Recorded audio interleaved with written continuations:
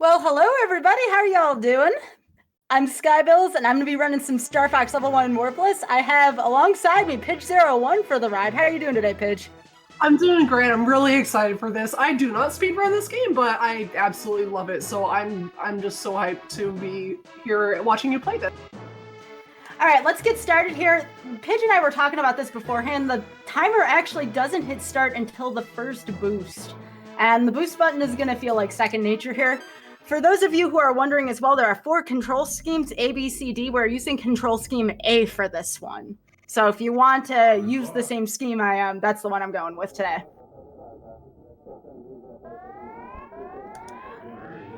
All right, so one thing I really like about the level 1 Warpless is that something's added with every single level to teach you how to play the game further. In Corneria, you're just doing very, very, very basic. All right, here comes time here. In 3, 2, 1, and go. There's the first boost, and we're rolling. So this first stage kind of teaches you about upgrades, about how if you fly through things, you will get an upgrade. So right here, me and Slippy are going to kind of disagree here for a second. So you may think to yourself, this is a rail shooter. How the heck do I speedrun this? Well, one of the ways in which you do that is you're going to always be hitting that boost button. Every time you boost, you're going to be keeping an eye on that meter, making sure you're boosting every time you get maximized on boost. And this is different from Star Fox 64 because there's no variation of it. You boost or you don't boost. There's no half boosting here. One of the very important things in this run is that Sky just flew through what looked like a holographic, kind of like an invisible D&D dice or something. That's actually like a power-up for your ship. You can get a couple power-ups like that, and she started off with just 1 laser, and now she has 2. The 2 lasers just does more damage, as you would probably expect, and you can upgrade them further if you get more of them. They're very limited in supply, though. You can't find very many of them in the game. But speaking of finding things in the game, she just picked up a Nova Bomb, and Nova Bombs are very, very important because you can only carry up to a certain number at a time. When you fire them off, they do some massive damage, and they also damage everything in the area that's on screen. For damaging things on screen, a question that I actually had to ask Sky earlier was like, is it actually faster to kill the enemies as opposed to just let them despawn because it is a rail shooter? And she was telling me that it is faster because it reduces lag if you take care of them as soon as they come up. But there are some enemies like later on that we're not going to kill because the explosions they generate are actually worse. And speaking of which, one of the hardest things about speedrunning this game is the fact you have to memorize where every single enemy spawns. Now, we're taking a more marathon safer today, but for a lot of this speedrun in particular, you want to use your R-Wing as a shield. So you're thinking, why aren't you going the max amount of fast? Well, in a marathon, you don't want to compromise your alternate weapons, and in this, your wings each carry a hidden health meter. That's right, you can't see part of your health, which are your wings. They each have 5 hits apiece. You take all 5 hits to one wing or the other, you have what's called wing damage, and wing damage depletes all of your upgrades. Hang on, boss time real quick. Also, rule 1 of playing Star Fox even casually, if it flashes, shoot at it. Yeah, this is the first boss. I think this boss is named Attack Fury, if I recall correctly, and it has 2 compartments that open up, well, 3 really, and aim for what flashes, and you see every time you hit something that flashes, its health meter depletes a little bit, and once you take care of those compartments, it's going to start flashing elsewhere to be able to finish it off. There we go. Each of the areas in level 1 has a boss at the end that you have to take down. Some of them are really quite difficult. They're the safest in level 1. Very nice kill on Attack Carrier. In routes 2 and 3, which are not part of the speed run, some of the bosses get like a little bit ridiculous. So this is kind of like a more safe kind of speed run to do in a marathon setting. Yeah, I'm making a lot of choices, and you're not seeing it. It's a lot of micro decisions per stage as to what strategies I want to do and which strategies I don't want to do. Very difficult to tell. All right, so normally the stage is going to shoot me into first person, and as much as I like first person, it's not very fast, I should say. It's very safe to be in first person, but not very fast. So we're going to go over to third person, and why this cuts a good, 3 to 4 seconds off the bosses, because it makes you go back into third person. So we choose to do third person for this. And again, Asteroid is probably one of the beginning gatekeepers for this game in the sense that you have to, again, know where everything spawns. And someone was asking me earlier in my chat when I was practicing this, they said, do you get afraid to boost in this game? And I'm like, you know what, it depends where I am. So right now it's not too bad. I'll let you know when I'm absolutely terrified of boosting, but you gotta do it. You gotta keep going fast in this game. Right there, had the Asteroid take out the enemy. You can get kind of creative with enemy spawns here. All right, wait for it, wait for it. Okay, now I'm absolutely terrified of boosting right now. I did not realize that you could have an Asteroid take out an enemy. That is one of the coolest things I've ever seen. Oh yeah, there's a lot of spawns like that over the course of this game. We don't see it in level 1 as often, but in levels 2 and 3, that's a bit more relevant. So again, remember what level 1 taught you about flying through things? Here we go. Here is our max upgrade. Now we're shooting what all the enemies shoot. All right, so we're gonna stay to the right here and try to get away from these. Oh geez. I'm glad nobody can see my face right now. I would look terrified right now. Right. Oh, and there's your next upgrade, and where she was shooting lasers before, she is now shooting laser cannonballs, and they make a very pronounced sound effect too. That does like some pretty heavy damage to anything she's going to shoot, which will allow her to not only take out spawns faster, but also beat the bosses faster. Now, here's the sad thing about this stage. This is the easiest of all the space stages. It only gets worse from here. So if this stage looks difficult and terrifying, you're absolutely right, and this game only gets worse. If you've been on level 2 or level 3 before, Sector Z, Sector Y, Sector X, yeah, those are a little on the difficult side. All right, try and see if I can get the phase skip here. This is the Rock Crusher.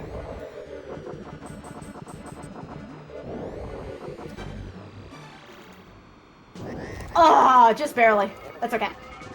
I can get bombs elsewhere. So I'm going to use a bomb here and do that. You have a very narrow window of hitting this on the Rock Crusher, so we're just going to do this real quick. And then phase 2 gets a little spoofy here, so let's just get out of phase 2, shall we? Done. What boss?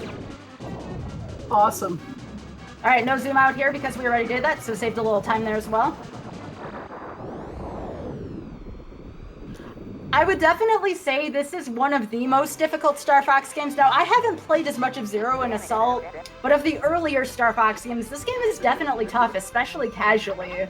The more you speedrun it, the easier it gets, but in terms of just from start to finish, this is the harder game versus Star Fox 64. So if you're new to Star Fox, definitely go play the 64 version first before you play this one, because this version's really difficult. Oh, absolutely. Especially if you're doing Route 3. I got this game when I was 5 years old. I did not beat Route 3 until I was 18. It's hard. One thing I do like about Route 3, though, is that in Route 3's Asteroid Belt, you start seeing asteroids that look like the moon from Majora's Mask, and I just think that's a really funny touch to this game. Even though unintentional, but I like it. Good luck. All right, so again, we're going to zoom out here, but not for the reason you would think. Obviously, we save time on the boss, but we're actually going to fight the boss in third person. When you go inside of one of the freighters coming up, you're going to have to zoom out anyway, so you might as well just get it out of the way to start. Oh yeah, want to get a 1-up in this game? You have to earn it. Just saying. So that was a 1-up we just picked up for funsies. Why not? I like showing off all the features of this game. So when you play this game, definitely play level 1 Warpless first. Do not attempt to play this game out of order. There's good reasons for that. This route is difficult enough as it is in spots. Another thing, some people wonder, can you kill your teammates for speed? This is something that the 64 version I've seen does this. It's very difficult to kill your teammates in this one. You have to wait for Andross's forces to eventually just kill them, so it's just easier to destroy whatever they're trying to destroy. All right, BRB freighter. This is another terrifying spot right here. One of my favorite upgrades, you don't see it often, the shield. It's very cute looking. Probably one of my favorite sprites in the whole game is this shield. I love the wireframe Arwing. It looks adorable. Oh yeah. It doesn't last long though. It doesn't take too many hits. It's shield in the lightest sense of the word.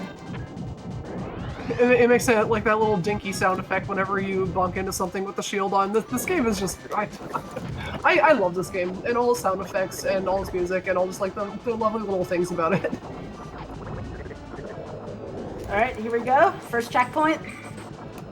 And again, somebody had asked me before, why not take this shift down? And you can to the right of you. It makes a really big explosion. You don't want anything to do with that level of lag. Everything in this game is about lag reduction.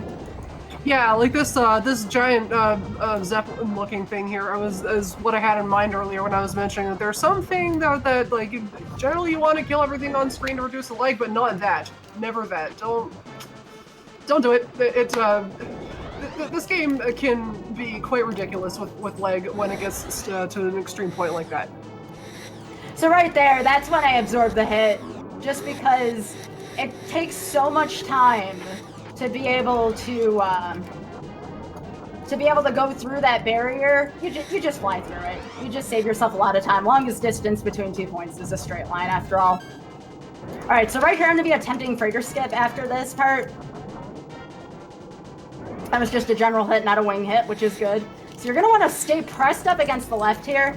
If you're seeing pink arrows, you're doing your job properly. The game tries to keep you in bounds, but there are things you can do to resist that. So right there, we killed one of the freighters. What we're trying to avoid right now is a freighter falling on top of us. So again, gonna stay pressed here. Not too terribly concerned with this freighter to the right. All right, and we freighter skipped. You didn't see it, but off screen, there's a freighter that can fall right on top of you, and it is very, very, very laggy. So the fact that we didn't see that freighter, really good sign. Trick was done properly. Nicely done. Thank you. There's a lot going on here. You know, there's lasers everywhere, there's things shooting at you, there's more enemies trying to spawn. There's a lot to keep track of in Space Armada. All right, final corridor for Space Armada. I'm gonna pay attention to this one. Make sure your brain's turned on when you do this room. You have to do the opposite of what the arrows tell you. Yeah, this boss fight can be like quite unintuitive in a speedrun versus casual play. It also can take quite a while if you're playing it casually because like you're fighting the core of this corridor here, and the room kind of spins around you, and you'll see when Sky gets there what it's like. I didn't even see that enemy there. I'm thinking about the atomic base so much, I'm like, wait, there's something going on. All right, here we go. Game centers you nicely too. So, casually, you want to just fire 4 bombs at this. If you're just playing casually, you want to beat the game, accomplishment in its own, shoot 4 bombs at this. If you want to get a little feisty with this game and do this the fast way, here's what you do, and it's frightening as heck. All right, here we go.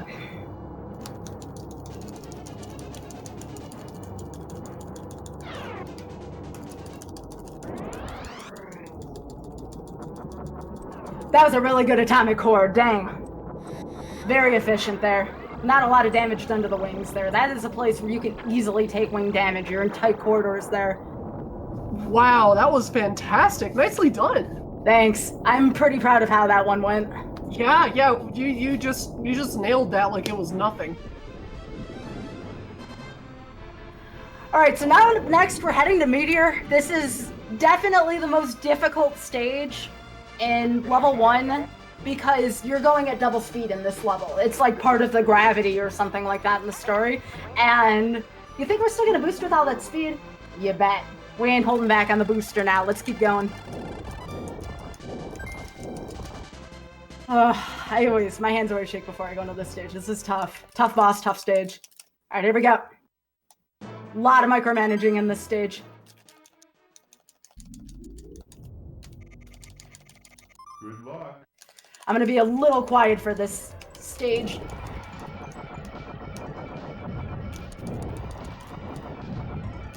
I always thought growing up like everything in this stage was a spider. Oh yeah, this stage is very spooky. Whoa. Alright, so you may wonder, why am I grabbing the twin lasers when I already have max upgrade? That restores my wing health.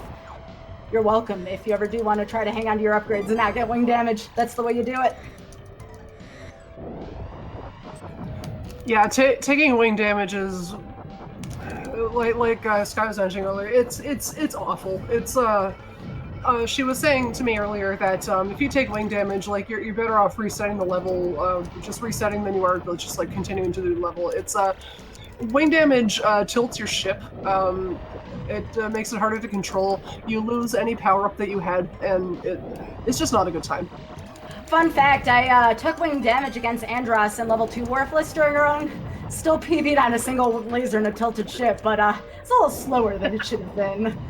But yeah, you don't want to play the game that way. It's not fun. Alright. Ah! Jeez. Cool. I was really worried about the doors. Those doors have super awkward hitboxes right there.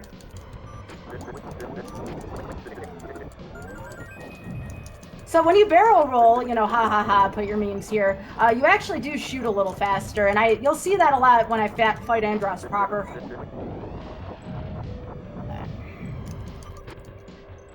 Cool. Oh, I was Go ahead. Sorry, go ahead. I did the speed route there on accident. See, it's reflex. I took the hit there when I shouldn't have. That's all right. I mean, you can't take the speedrunner out of you. You just, no matter how hard you try. So this was a boss that I actually pioneered. I'll talk about it a bit after the fight, because this fight's not easy. Oh my gosh, that was a good phase 1. All right.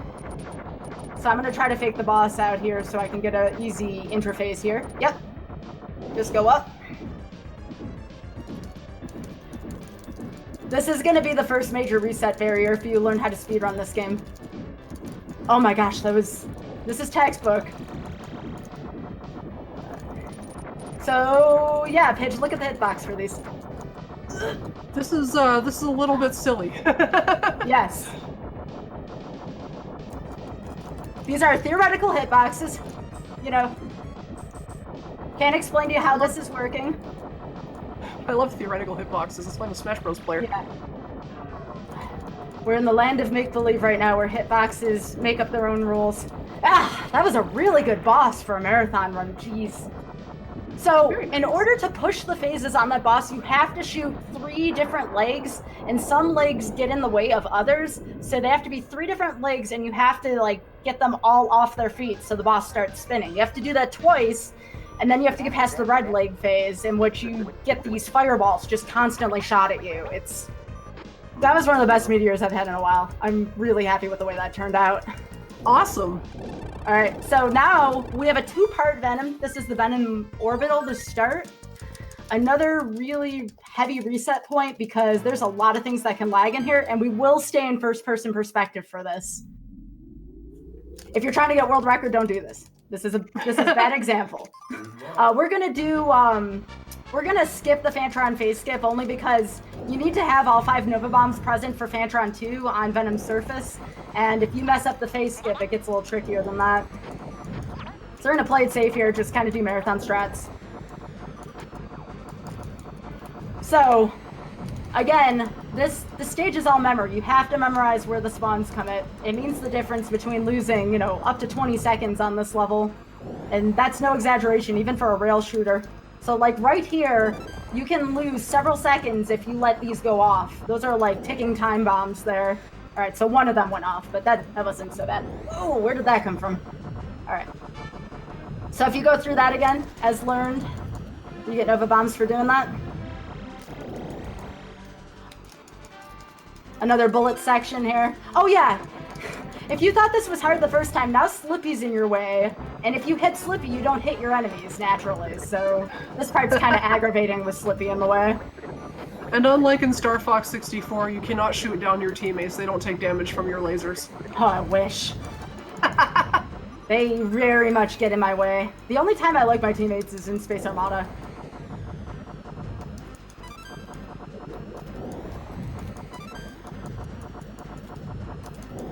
Oh, that wasn't good. That's okay though. That was just a general hit again. General hits are no sweat. As long as you don't take damage to your wings, it's really not a huge deal. Just don't take a lot of them. The amount of memorization that you have to do, like for lag reduction in optimizing a rail shooter, is just like, it's really like a very interesting skill that I guess like is not present in a lot of genres of speed, or it is just like in a different kind of way. It's really cool to see the application of it here. Oh, that was good RNG for phase 2. So you can actually skip where Fantron does that spiral thing, but it involves a Nova Bomb off screen, and it's just really complicated setup. Shoutouts to Fling down the upstairs and Low-Key for figuring out the consistent setup. That's still something I need to learn. The first time I got the phase skip, it was entirely accidental, so that's one of the things you just go back, review the video, and probably be able to get the boss skipped at some point with a little more practice. The tough thing about running Star Fox for the SNES is there's no practice card, and you have to play through the entire game every time. There's no save states because of the way the FX chip works. So, yeah, practice for this game, not easy. Corneria always looks pretty, but that's about the only one that always looks pretty. It's a lot of grinding in this game. Alright, I gotta turn my brain on for this one too. There's a lot of arrows in this, and arrows are trouble in this game. If you want to pique your curiosity, go look up level 3 Venom. Yeah, that's almost impossible to do casually. Yeah, level 3 Venom is a trip. It's a really low. Alright, there we go. One way to reduce lag in this stage, just try to stay low to the ground. I don't know why that reduces lag, but I feel like it does something. So again, getting out of the way here. Don't want to compromise wing health at this stage. Even in like level 1 Venom, there's just a whole lot of stuff just like appearing right in front of you, and it can be a little bit difficult to deal with your first time playing this game. And level 3 Venom is like that, except amped up to 1 billion. This is the worst lag in level 1 right here. This is terrible. And there's nothing you can do about it, because you don't want to shoot them down. That just causes even more lag. Yeah, these towers are just like distorting the space-time continuum. And then they start jumping, oh good. Oh yeah, imagine now having to boost through all this. Like I said, it's terrifying. I won't sugarcoat it.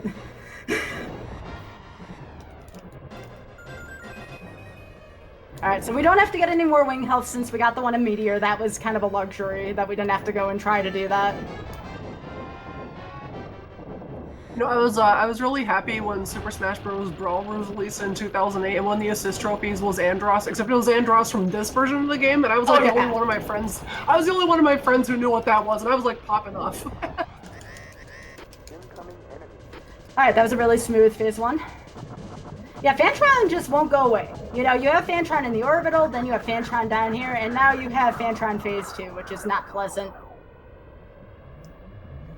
I was like fighting Fantron twice because as a 5-year-old little girl, I thought he was really cute. There's nothing cute about this boss. Are you kidding me? I think it was like his fight music with his high pitched sound effects. I was like, oh, he's so cute. All right. So that's the way you want to do that. Now, technically, I'm pretty sure the boss is dead here. I see something that might resemble a sliver, so I will just fire at this boss just in case. There's no avoiding that we know of yet as a community. All right, there we go. That was textbook Fantron 2. Good. All right. One last rite of passage here. And this is where it all began. The first ever going in to fight Andross. This should look familiar if you've seen the 64 version, without all the theatrics associated with it.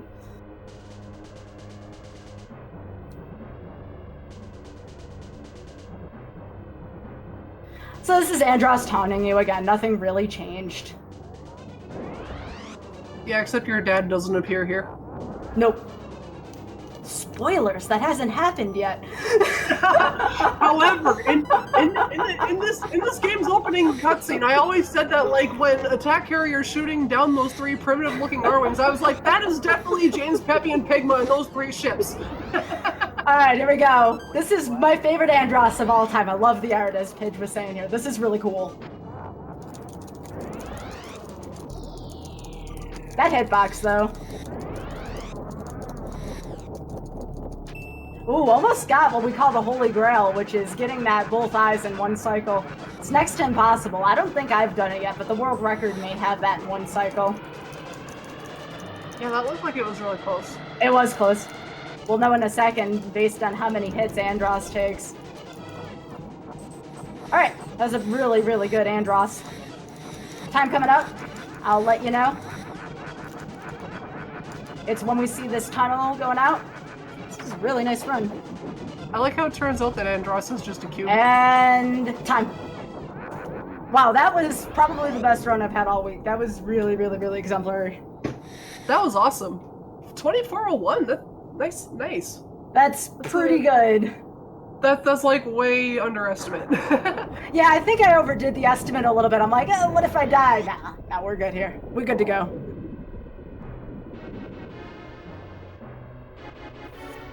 That was a great run.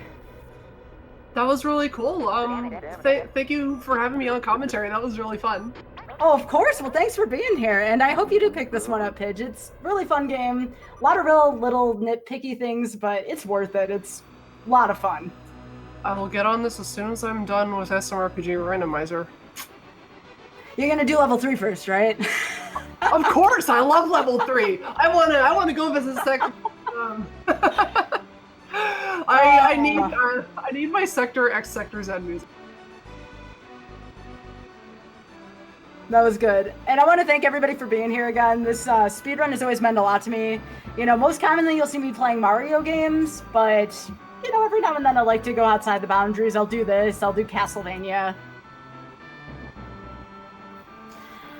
And don't forget as well, I do want to plug this Saturday at 8 p.m. We're going to be reversing roles. Pidge is going to be playing, except it's going to be SMRPG Legend of the Seven Stars Randomizer, and it's going to be a dev showcase. So Pidge and commentary from the dev team are going to be doing that. So please, you won't want to miss that. I'll be hosting that. Pidge will be playing. It'll be a good time. So do not miss that. That'll be right here on Games Done Quick this Saturday at 8 p.m. Until then, I'm Skybilz, and I want to thank Pidge01 again for her wonderful commentary. Oh, and thanks. Thank you again for being here, and best of luck to everybody else in the Frame Fatale Marathon. Take care, and thank you. For the rest of the marathon. Congratulations on a job well done.